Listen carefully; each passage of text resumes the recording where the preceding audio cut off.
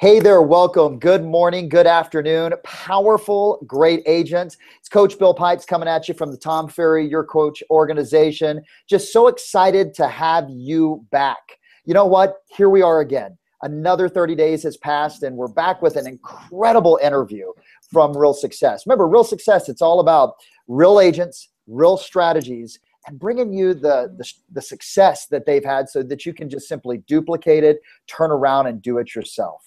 And today I've got a really special guest, someone that I consider a good friend of mine that I've grown close to, that I've been watching. She's you don't see her coming, and then you find out how much business she's actually doing, and you go, oh my gosh, it's amazing. And we're going to talk about something special today. We're going to have a conversation. We're going to have a dialogue about relationships. When I look at great agents, regardless of what company that they're with, right? If it's a great agent at Keller Williams, a great agent at Remax, a great agent at Berkshire Hathaway, Intero, any of the major incredible companies out there, what I know is this. Every single one of them has an ability. And that ability is the ability to create a strong relationship with their team, a strong relationship with clients, and to be able to cultivate that. And I wrote some things down here before we get started. I just wrote down, relationships for me break down into 4 categories. Like, how do we build one? How do we strengthen it, right? Once we've got it, like, how do we make it stronger? How do we expand upon it, right, with our client base? Like, for example, you get a new lead. How do you create a relationship with that prospect so that they trust you, they want to work with you? Then once you have them and they're going through the process of selling a home or buying a home, how do you even make that relationship stronger? And then finally, when you close, you close escrow or the transaction funds, how do you expand that relationship so that that person moves from a client to a great referral source? And the powerful woman that I have with me today is really, I'd say, a master at that. She's a pro. And it's with great pleasure that I get to introduce you to my good friend, a kick-ass gal, and honestly, one of the most dominant agents in North America today, Miss Treasure Davis. Hello, Treasure. Hello. Thank you very much for that introduction. Yeah, very absolutely. Nice. Bring me on your listing presentations. We'll just do that right at the very beginning, right? We're done. We're done. Bang. So, Treasure, I know you. You're really well known in our community. A lot of the listeners may not know who you are, so I want them to get a chance to just sort of know your background, your history. So, how long have you been selling real estate? I've been selling real estate since 2005. 2005. Okay, so you've got 10 years underneath your belt now at this point. Mm-hmm. Okay. Yes. What'd you do before real estate? So I started off in the medical profession, and then we lived in a really small town. So I ended up working for the Department of Corrections for Really? 5 years. Yes. What did you do for the Department of Corrections? So I worked at a medium male prison, medium security. And first I started off in a program called Custody and Control. And then I quickly was promoted through the ranks, and then I ended up doing a job for the attorney generals. I would get our cases together for the attorney generals when the inmates would sue. Oh, wow. Okay. So, yes. So you probably have some very, very fun stories that we've got to talk about outside of this. Yes. Okay, good. So what had you decide to get into real estate? I mean, that's a pretty big move from like correctional facility to selling real estate. What was the process of that? Well, we lived in a really small town, and my husband had bought and sold businesses before. And at that time, we were kind of running 4 of them at the same time and working in the Department of Corrections. And my father-in-law was a realtor, and he just made it look so easy. And so every time I called, he was at a baseball game. He was just enjoying life. Like, it just looked so easy. And he kept saying, I have flexibility in my schedule. I can come and go as I want to. And that was very appealing to us, to have a 6-figure income and have flexibility. What came in between was stuff that was not in the brochure. the reality, right? The reality. Nice. I love it. People get into real estate for like, I want to have freedom of my schedule and I want to make a lot of money. And then all of a sudden they're in 90 days going, when do both of these happen? Right? So yes. You are dominant. I mean, honest to goodness, we just spent some time in Ojai together.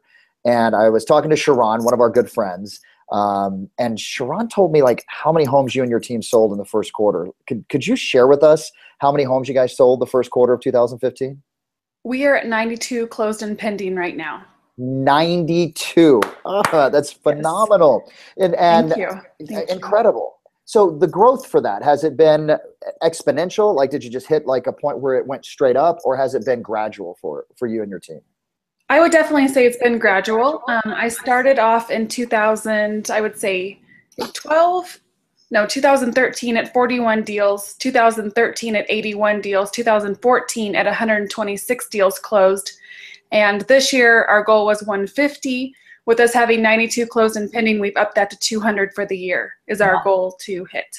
So this is a transformation in your business to go from 126 to 200. I mean, that's huge. And Absolutely. I know your coach, Debbie, she just loves you to death.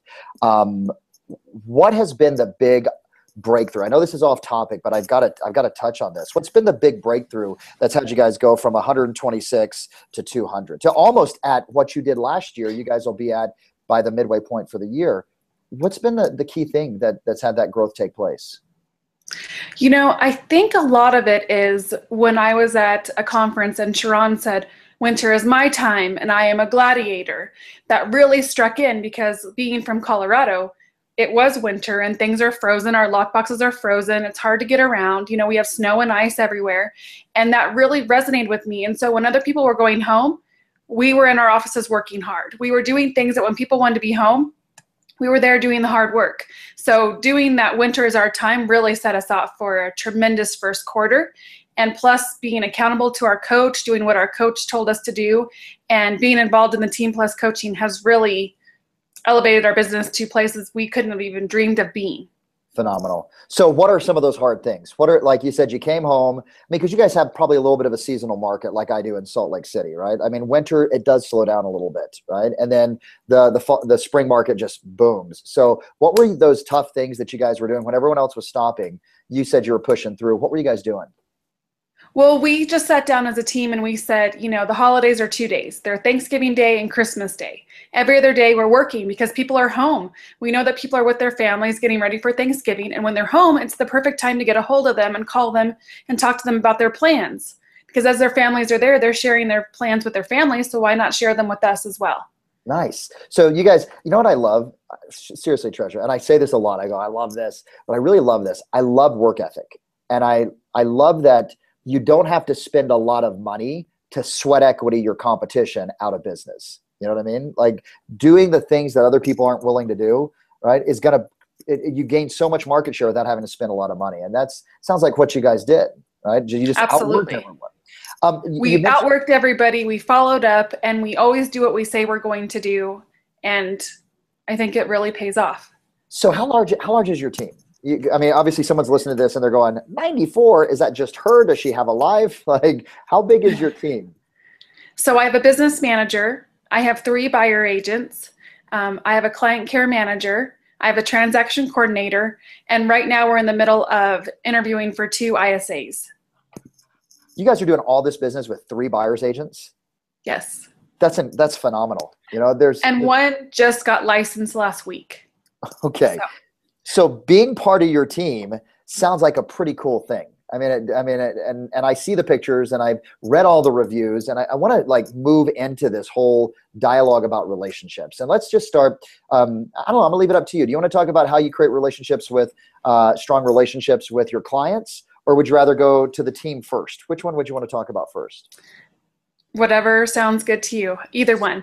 I think that the biggest thing that I wanted people to know is that the only thing that matters on your very last day are the relationships that you have with people. And that's really all that matters. Obviously, buying and selling and getting paid is a huge perk, but really caring about people and their biggest investment and where they are is really what it's all about for us. Awesome. Have you always had that philosophy in relationship to life? Because I share that with you. I believe that when we're on our deathbed, and we're looking back, we're not going to remember all the things that, you know, the homes that we sold. We're going to remember the relationships that mattered to us. Have you always had that philosophy, or is it something that you developed? I mean, I would say that I've always had it, but I think obviously life challenges that, you know, I've had in my life have really made it clear on what's really important. And obviously we all like big fancy cars and big fancy houses and all of that. But at the end of the day, it's really the people that come along your side when you need them the most is really what it's about. And in my case, a lot of the times it's been my clients, and not because I've asked them, it's because we genuinely care for each other. So, so I wrote some questions down for you here. Sure. So in terms of relationships with your clients, what is your secret, you and your team's secret, for creating a strong relationship with someone you don't know? Like a lead comes in, you have Boomtown, right? You got a Boomtown site. Yes. You know, obviously online leads are coming in. We had a great interview last month with Jeff Thibodeau about like rapport online. But what do you do to create that great relationship, or to begin the relationship with someone who doesn't even know you, and you never met before? I think we really sit down to talk to them not only about their wish list and what they want in a home, but why they want that in a home. And a lot of times, you know, they have family challenges or things coming here. We have 5 military installations in Colorado Springs. And sometimes people are moving here because they have family challenges and their kids are going to get better care here than they are other places in the country. And so we're able to say, where are you at? Okay, let us get you some resources that will help you in this transitional period. And really hitting them where they're at really sometimes makes the difference. And taking the time to investigate and really listen to what they're saying and listening and repeating back and really being in the moment and not checking our phone and waiting for the next appointment and just really being in the moment. So it sounds like when they're in front of you, or even when you're calling them, there's nothing that's more important than them, right? Like that you guys have this attitude of nothing's more important than this client or this potential client, right? Correct. So, Absolutely. Okay, awesome. And I think people can feel that when you're really in the moment and you're really engaged and you really care, people can feel that. It's not necessarily something that you say, it's something that they feel. And it's also sometimes what you don't say that's the most powerful. So tell me more about that, like what you don't say, like, because that's intriguing to me. So what does that mean?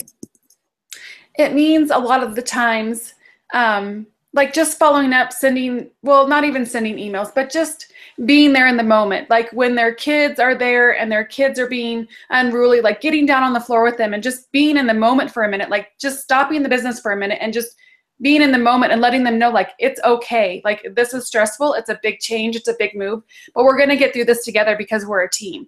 And sometimes it's just taking a step back and going, hey, let's just take a step back. Your kids are hungry. They're tired, whatever. Let's just take a break. Let's just do something different for a few minutes. And we always show up with little bags for the kids to keep them entertained as we're looking at 10 to 15 houses a day. Awesome. So you're looking at that particular client situation, doing things, going above and beyond, bringing bags for the kids, etc. Being in the moment. I love that. Like you're just being in the moment with them at that point. Ever had a relationship go sideways? A client relationship go sideways? A few times, yes. A few times, yes. But it's always something that I've always felt comfortable enough, even when they went a little sideways, to call them after the fact and say, I always take this as a learning experience. Like, what could I have done different? I want to learn from this. What could I have done to do a better job? And then they tell me, and sometimes I respectfully disagree, but usually I take that and go, okay, I'll do better next time. Awesome. Do you guys get a lot of referrals? Do you have a strong referral-based business? Yes, I tell people now I only work by referral. Well, you tell them you only work by referral. Okay, excellent. So my team works by internet leads. I only work by referral. Nice. So you've just closed on, helped a buyer, purchase a home. It just closed. You just got a listing that actually sold. How do you take that relationship, right? And that is obviously you've done a good job throughout the process. How do you take that relationship and expand it into a great referral relationship now? What are like 2 or 3 things that we could do that you could give us as tips or tricks that you have found have been very, very helpful? I think one thing is that people realize after the transaction that it wasn't just a transaction that we were looking for. It was a relationship that we were looking for. So after the transaction, of course, we do the mailings, we do the internet stuff, we, do all that kind of stuff. But I think more importantly, it's that we come by and see them. Like, again, it's where they're at. So if they're about to have a baby, we're friends with them on Facebook by the time that we close. Most people are on Facebook. And then we go to their house after they've had the baby and we drop off a gift for them. And it's nothing big. It's just something to just say, I'm thinking of you, you know, congratulations. Let me see the baby. And I may only be there for 5 or 10 minutes because I'm busy, but they know that I took the time, and they know how busy we are to take the time to go by and, you know, show respect. It's mutual. That's amazing. So it isn't just like baby, but it's like big life moments that you guys, so you guys are trolling Facebook a little bit to see what's happening and what's going on? 45 minutes a day. Tell us about that. So how do you, this is fantastic. So for 45 minutes a day, is that you that's doing it? Do you have someone on your team? Like, how do you manage that? So all of us on our team are on there for 45 minutes a day. Everybody's on there for 45 minutes a day looking for business for the team. And they're not allowed to just like the comment. They also have to make a post on the comment, or make a comment on the post about something that they liked. Like if they got a new job, they say, congratulations, we're so proud of you, you know, let us know if you need anything. And it's nothing else. We're not asking for business at that point. And then like we'll send them a note from our team if they're out of state or whatever, and we'll just meet them there. Like we just had some clients that she took a trip to Hawaii, and so we dropped her off a little package of macadamia covered chocolates for her trip, just to say, have a great time. Wow. So that's completely, most people are probably listening going, well, I'm on Facebook. Yeah, we're on Facebook doing other non-productive things. So you guys are looking for opportunities to be able to reconnect with them as well too. Spending Absolutely. 45 minutes a day. Awesome. I love that. Anything else? Because that's a great takeaway. Anything else? We also do client appreciation events. Okay. And I know some realtors do client appreciation events where they only want to talk to their clients for 10 to 15 minutes and then they want to be able to move on. And I don't. Like, I want to actually sit and have a conversation with them. I want my team to have conversations with them and find out if there's anything new that we should be doing. And that's probably the thing that's led the most to our success are the client appreciation events that we do. Can you give us some examples of what some of those are? And how did you start? Because I think one of the misconceptions about client appreciation parties is that there are these huge events. You know, I have to go rent out a movie theater, or I have to, I mean, it's daunting. Okay. Did you guys start big? Did you start small? No. Like what was, like, help us like chunk this down to a small component so we could start it. Okay. So one of the first events that we did was we had, I'm very involved with the Ronald McDonald House here in Colorado Springs. And so I wanted to do something to bring awareness to the house and also do something for our families. So we had an Easter egg hunt at the Ronald McDonald House. And so we had the little eggs filled with stuff. We filled them ourselves. We invited all of the families. They had an Easter egg hunt. We gave them a tour of the house, and then the cupcake truck showed up and everybody could have cupcakes. It was pretty simple. So very, very low cost, because you guys did it very with low cost. You invested your time versus investing money. So if someone's sitting here and maybe they're not selling 200 homes, they're selling 8 or 9, 10, 11 homes per year, right? Which is probably the average production of a lot of our viewers.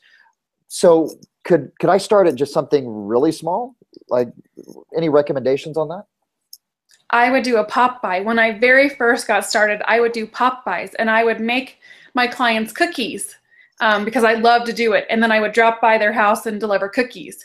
And then one year I did the little Christmas trees from like Lowe's or Home Depot, and I dropped those off to all my clients' houses. And then as I've gotten bigger, it's just gotten to the point where it was too much work to go by all of their houses, because what I do is I don't just focus on who I sold to last year. I focus on who I've sold to since I started. Amazing. Do you use technology? I know you guys use Facebook, you troll Facebook, marketing, email campaigns to stay in front of your clients, to build relationships. And if so, what does that look like? What are those components? So we have them on Market Snapshot so they can get CMAs of their properties. We also call them once a quarter. We send them a little RE/MAX newsletter with stats. And then, let's see, probably we email them and just kind of touch base a lot. But a lot of them, because we're such a small community, even though we're a big community, I think a lot of it is Facebook and social media. We do so much on social media that it really pays off for us, whether it's Pinterest or Instagram or Facebook. They just see us on there and being really active in the community, and then that re-engages them back with us. Sometimes just that alone. Awesome. So I'm going to go on a rabbit hole. We're going to follow a rabbit for a quick second. Instagram and Pinterest. it's becoming huge right now. I remember Gary V at Yes. the Inner Circle event said, this is the play. Instagram is the next big play. I know you're so coachable is what Debbie has told me, right? And just like you take it and you don't think about it, and whatever it is that's recommended, you run with it. How are you using Instagram for this whole relationship building and Pinterest for it? So this is a really great story. So I went to Fiverr and I started looking at people's resumes on what they could do with Pinterest, because I knew I didn't have the time to build my page where I wanted it to be. So I went on and I found this girl's biography and her resume that said she's an Air Force wife and in a military town. That is my niche. That's what gives me passion in my belly, and that's what makes me keep doing this day in and day out, are my military clients. I want to do right by them for all that they do for us. And so I found this lady on Pinterest, on Pinterest from Fiverr. And so she started to make the page. Well, come to find out, they were PCSing to Colorado Springs, and she ended up being our client, and she bought a house from our team. And so she created me a Pinterest page that is exactly the demographic that we're going after, which is our military clients. Awesome. So, yes.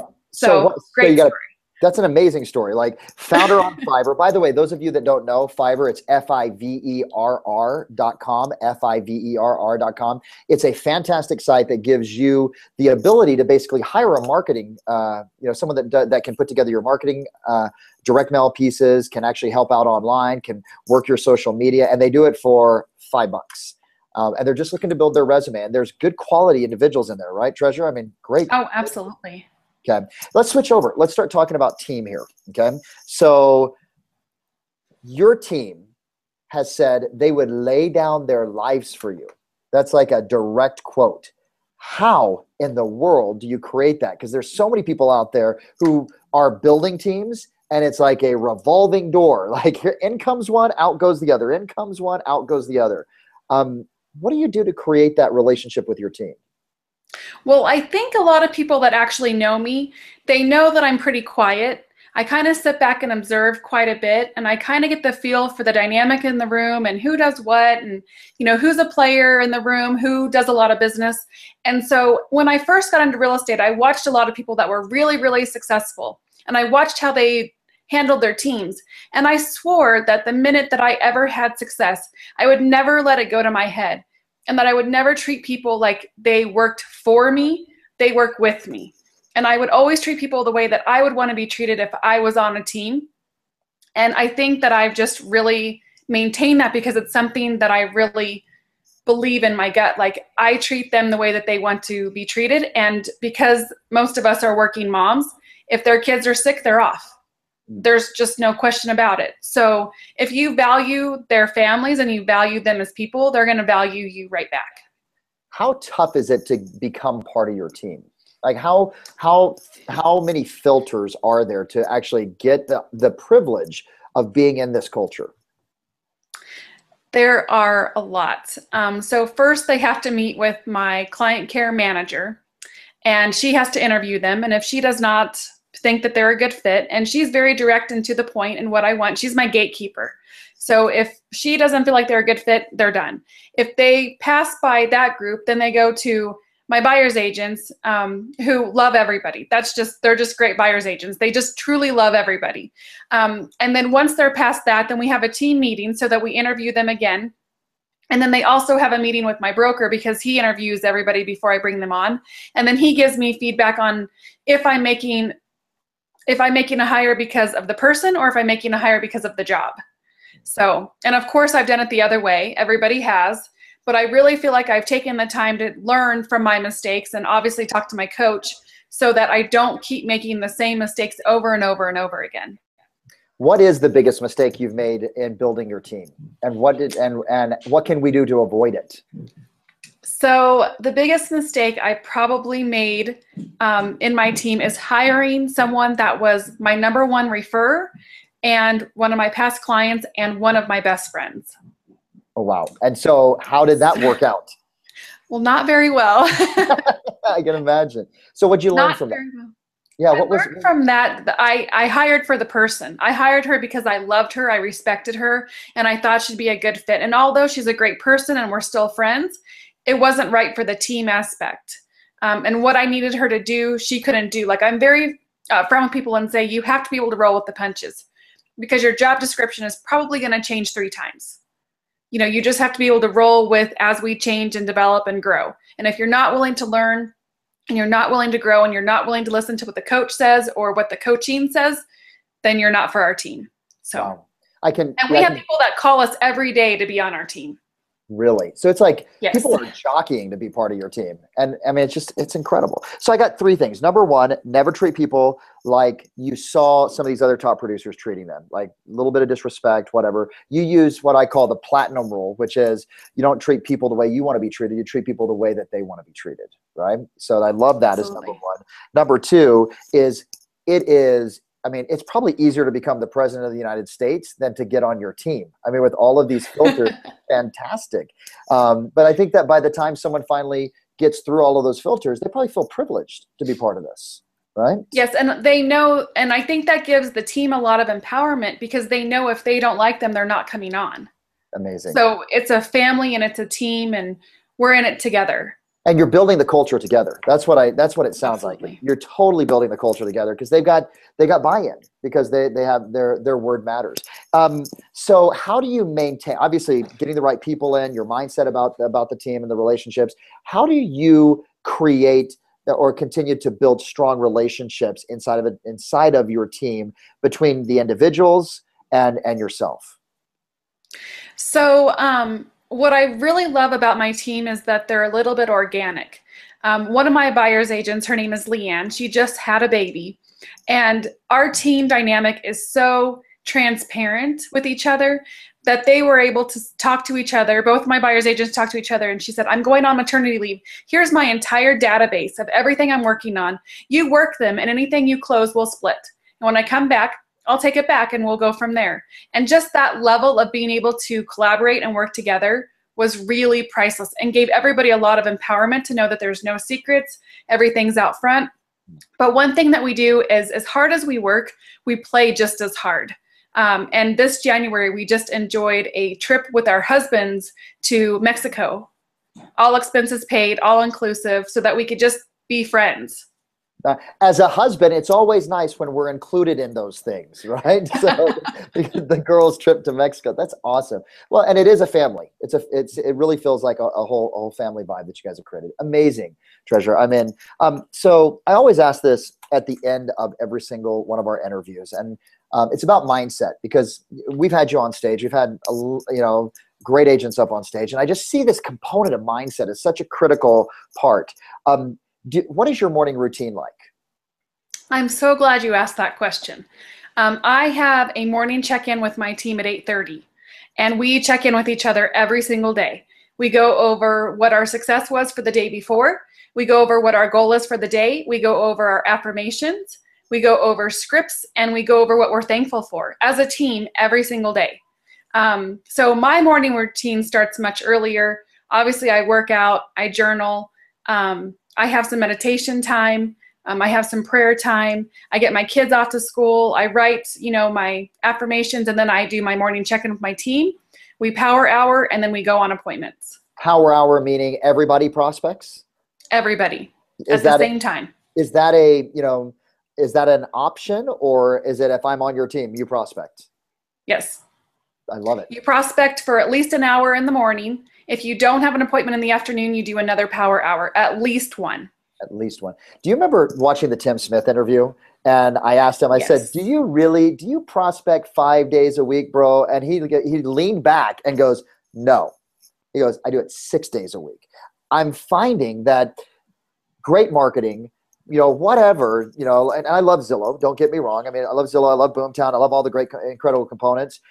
All of you have this commitment to making an hour a day of reaching out and finding new clients or connecting with your old ones. Is that a critical part? Like, when people are listening, is there any way they can get away from that? Or is that just you have to do it if you're going to succeed in the business, Treasure?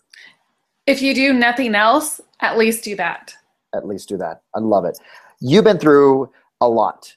I mean, there's been a lot of ups and downs, and it's just, I won't even go into it, but it's just inspiring. Like, you are inspiring. You're an inspiring person. How do you overcome challenges? And like, because everyone has them, if you could give us advice on that one bit, how do you overcome big challenges that take place in business and life? So you know that I've probably had the ultimate losses in my family life and with my baby being born too early and all that kind of stuff. And I've always, like, even when all that was happening and I was literally staying at the Ronald McDonald House and all that was going on, I always wanted to give back. Like, that's really where I come from, is that value of giving back.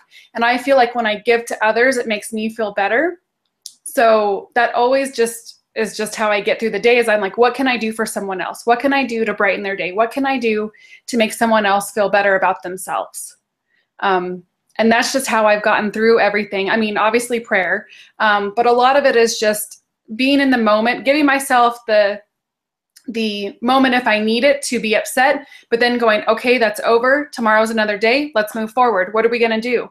And you have to have that inner strength to be able to want to do it, or the things that happen in your life that are bad will literally cause you to crumble. So it's a decision that you have to make, and it's a decision that you make every day sometimes. Awesome. I love that. So it's give yourself to others. Number one, like even when you're going through the hardest times, where can I be selfless? Right. And then make a decision. I'm going to learn from this. I'm going to move forward. This isn't going to get me. This isn't going to hold me down. Absolutely. Awesome. And when you're able to meet other parents or other people where they are in their moment of hard times, because you have the same or similar experiences, you find strength in that. So. Yeah.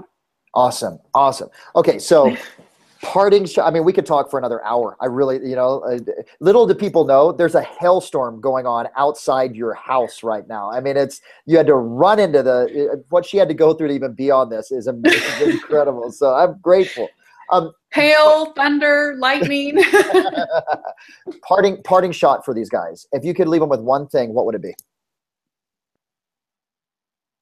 I would just say keep in touch, really keep in touch with the clients and the people that already love you and already care. They've already trusted you to help them buy or sell.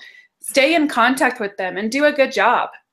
Awesome. I love it. So I have pages of notes, as I always do as I'm listening, like writing things down. I can't wait to go back and listen to this, because there's a lot of incredible jewels that are inside of this. And I just want to thank you and honor you, Treasure, for the time what you do both in the business for your clients and also what you do outside of the business. It really is, we need more people like you, period. Not just in the real estate industry, across the board.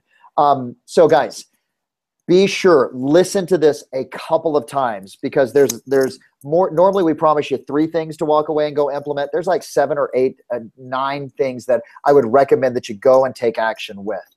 Obviously, if you're interested in the opportunity to find out a little bit more about what we do over here at Tom Ferry, your coach, coaching, anything along those lines, go to www.tomferry.com, and you can download free information, as well as having the opportunity to get a free coaching call to see how we can support you. Otherwise, guys, if you like this, be sure to like it on our station. Come back for more.